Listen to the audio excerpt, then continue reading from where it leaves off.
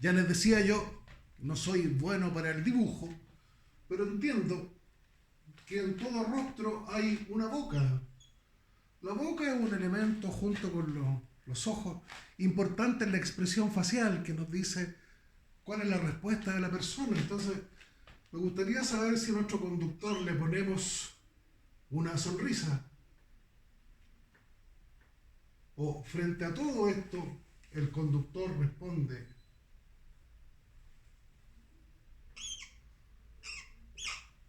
con rabia. Tal vez frente a todo lo que pasa en el medio ambiente, el conductor responde un poco angustiado, preocupado. ¿Qué tipo de respuesta damos al mundo social en el que estamos? ¿Qué clase de ciudadano somos? Una persona, un ciudadano que conoce al mundo social que le rodea, va a tener desarrollada o no desarrollada una responsabilidad social. Como les decía, la responsabilidad social viene de la responsabilidad moral, de la responsabilidad individual. Y hay otros niveles de análisis de la responsabilidad, como la responsabilidad civil, la responsabilidad penal, que son las áreas que ustedes van a ver en legislación. Vamos a quedarnos en este nivel de la responsabilidad social. Fíjese usted que una persona que alcanza un desarrollo importante de su responsabilidad social tiene varias características que son interesantes. Conoce.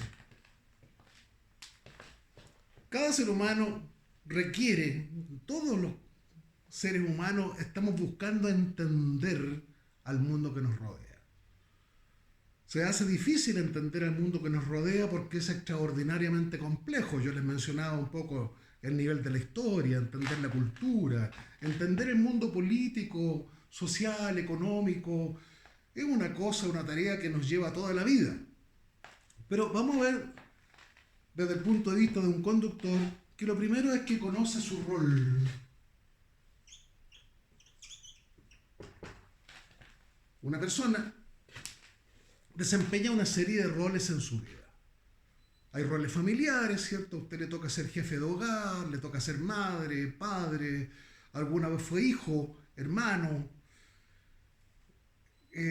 Cada persona en su desarrollo histórico personal, ¿cierto? Adquirió ciertos valores de su familia, adquirió una responsabilidad, adquirió una moralidad, ¿cierto? Que se la enseñan los padres.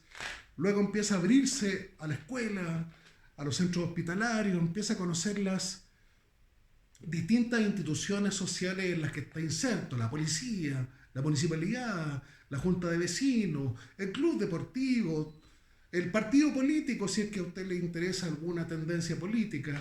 Pero a nosotros lo que nos interesa básicamente, dentro de lo que es una escuela de conductores, dos roles. El rol de conductor, que está influido por varios de los aspectos que habíamos conversado recién, como es la ley, por ejemplo, y el rol de trabajador,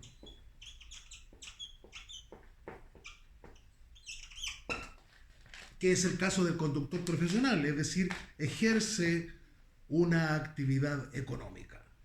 Yo siempre digo que la manera más fácil de entender la diferencia entre un conductor de clase B y un conductor de clase A es que el conductor de clase B va en el vehículo rumbo a su trabajo o termina de trabajar y toma su vehículo para volver a su casa. Los fines de semana puede tener un uso más recreativo de su vehículo o salir a comprar. Pero el conductor profesional, cuando va en el vehículo, está en su trabajo. Él es una entidad económica. Por lo tanto, también hay una variable relacionada con el trabajo, con el desenvolvimiento, el microemprendimiento personal, que están relacionados con el rol de trabajador del transporte. un rol social, como le decía, tiene un conjunto de valores éticos y morales. En la historia de la humanidad, primero apareció la moral. La moral era sobre todo encabezada por las personas que desarrollaban alguna creencia, la religión, por ejemplo. Las autoridades morales en una tribu antigua eran siempre autoridades religiosas. El desarrollo, sin embargo, de la historia nos cuenta que más o menos en el periodo del Imperio Romano nace el derecho. Es decir, además de que hay creencias como es la moral o la ética, que es una reflexión filosófica acerca de la moral, surge un conjunto de normas que tienen un nivel de desarrollo y una aplicabilidad distinta, el derecho, la ley. Cuando hablamos del derecho, cuando hablamos de la ley, la podemos entender como un conjunto de deberes y derechos. Y los deberes y derechos se expresan como normas. Una persona que alcanza el desarrollo pleno de su responsabilidad social sigue las normas, observa las normas, obedece las normas, no como un corderito obediente. El ser humano no es un ser obediente. Un ser adulto sigue las normas porque tiene una comprensión del porqué de las normas.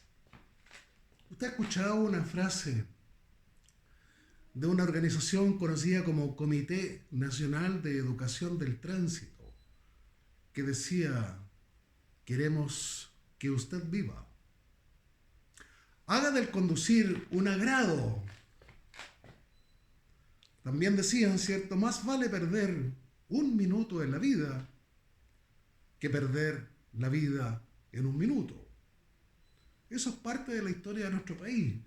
Fíjese que esa frase que dice, más vale perder un minuto en la vida que perder la vida en un minuto, es una creación de personas que hicieron este trabajo educativo publicitario, una frase que se hizo internacional. Hay muchas personas que vienen de Perú, de Colombia, de Venezuela, que dicen, en mi país también se dice esa frase. Cuando decimos queremos que usted viva, está diciendo cuál es la intención de la norma. La norma no es para sacarle plata, porque hay personas que dicen todo el sentido de las leyes es para que así los carabineros nos saquen partes, tengamos que pagar multas y así se financian las municipalidades. Es una pobre manera de entender el sentido de la norma. Las normas están hechas para usted, están hechas para mí, están hechas también para el entorno. Y cuando entendemos que la norma tiene una finalidad y conocemos el porqué de la norma, las seguimos, las observamos, respetamos la norma. Todos sabemos, sin embargo, que las normas son creaciones humanas. Y los seres humanos no somos perfectos. Cometemos errores. Las normas no son perfectas porque son construcciones humanas. Constantemente los legisladores están cambiando y reformando las normas. Si en este país hubiese visto que se reducen los accidentes de tránsito por el uso de alcohol en la conducción, no habría sido necesaria la ley Emilia. Si la ciencia y la tecnología no hubiese desarrollado, por ejemplo, los teléfonos portátiles, los teléfonos celulares, no habría sido necesario establecer una norma, por ejemplo, que prohíbe el uso del teléfono celular durante la conducción, porque en los años 40, en los años 50 no había. Era ciencia ficción. Es decir, constantemente los cambios tecnológicos, los cambios sociales, los cambios económicos, los cambios culturales, la investigación que se realiza en torno al tránsito obligan a actualizar, mejorar, corregir las normas legales. Y en una república, en una democracia, el ciudadano también participa en cambiar las normas. Particularmente con respecto del tránsito, por ejemplo, Tal vez ustedes recuerden que cuando llegaron los primeros vehículos a Chile que tenían airbag, la bolsa de aire esta para contener el rostro de una persona, ¿cierto? En el caso de un accidente, o los frenos ABS, los primeros vehículos que llegaron con airbag y con frenos ABS, fíjense que pagaban impuesto al lujo. Habían sido mal clasificados y estos dispositivos, que en realidad son dispositivos de seguridad, habían sido clasificados como suntuarios. Hubo una acción ciudadana ahí. Es decir, los ciudadanos se organizaron y presionaron al legislador para corregir la anomalía. Cuando una persona participa en la creación de una norma, se identifica con la norma. Piense usted, por ejemplo, el caso de un colegio. En la esquina del colegio no hay semáforo y siempre hay riesgo de accidentes.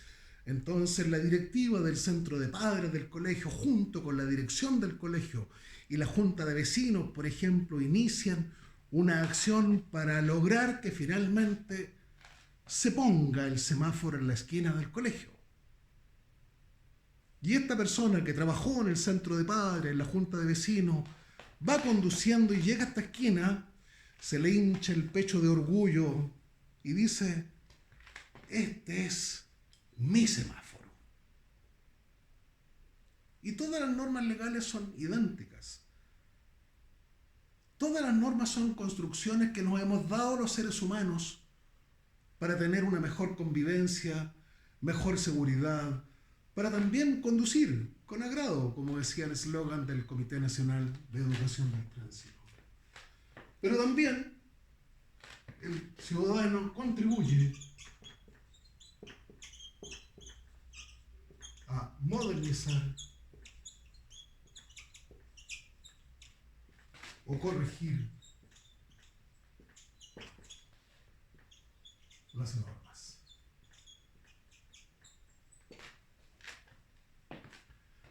Ya sea siguiendo el camino largo o a veces, ¿cierto?, con acciones publicitarias, el ciudadano participa. De hecho, cuando votamos en las elecciones, estamos diciéndole que sí a un determinado legislador. ¿Por qué debería asombrarnos entonces que, pucha, que cambiaron la ley, que ahora hay que pagar una multa mayor? Eso tiene una razón. Y nosotros somos los que hacemos nuestras propias normas. Usted y yo somos los que vamos desarrollando este conjunto de reglamentos que tienen que ver con el tránsito. Y un ser humano, una persona que alcanza un nivel importante de desarrollo en su responsabilidad social, asume y entiende que la primera responsabilidad es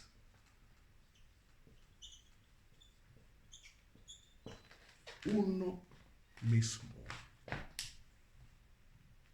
Difícilmente voy a pensar en el prójimo si no pienso en mí mismo. Así dice la norma cristiana, ¿cierto? Ama a tu prójimo como a ti mismo.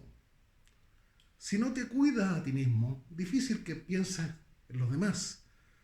La caridad comienza por casa. Es decir, la primera responsabilidad que yo tengo es hacerme responsable de mí mismo. Fíjese usted que el término responsabilidad social a veces se comenta con el nombre de conciencia ciudadana o madurez cívica. Cuando hablamos de madurez cívica, esta palabrita madurez habla de personas adultas. Un niño no es capaz de hacerse responsable de sí mismo, por lo tanto tiene que haber un adulto que se haga cargo de él. Así que vamos a entender que un adulto tiene como primera característica importante que sí es capaz de hacerse cargo de sí mismo, se hace responsable de sí mismo. Usted sale a trabajar en su vehículo, piense que va a regresar a su casa tranquilo, seguro, que le ha ido bien, que ha ganado plata, ¿cierto? Que ha sido un día provechoso. Primero está pensando en sí mismo. Cuídese. queremos que usted viva. Así que vemos estas 4 características importantes de una persona que manifiesta responsabilidad social.